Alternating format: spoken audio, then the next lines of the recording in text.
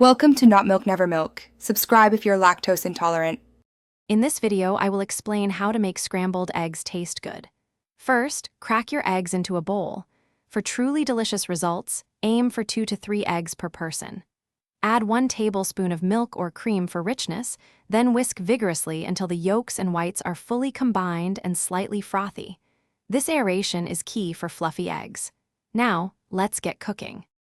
Heat a non-stick pan over medium-low heat and melt about 1 tablespoon of butter. Once the butter is foamy, pour in your whisked eggs.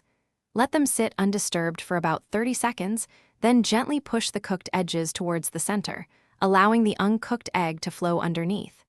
Continue this gentle folding until the eggs are mostly set but still slightly moist. Season with salt and pepper to taste. To truly elevate your scrambled eggs, consider adding some delicious mix-ins. A sprinkle of shredded cheddar or crumbled feta cheese melts beautifully into the warm eggs, adding a savory depth.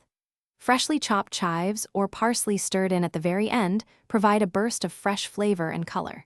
For a little kick, a dash of your favorite hot sauce or a tiny pinch of red pepper flakes can make a big difference. Experiment to find your perfect combination. Your perfectly scrambled eggs are now ready to enjoy. Serve them immediately on warm toast, alongside crispy bacon, or with a fresh fruit salad. A final garnish of fresh herbs or a light sprinkle of paprika can add a professional touch. Remember, practice makes perfect, so don't be afraid to experiment with different techniques and ingredients. Also, for those looking to improve their financial well-being, check the description below for a link to a highly recommended book and other great deals. Thanks for watching. Thanks for watching. If this was helpful, leave a like and consider subscribing. See you next time.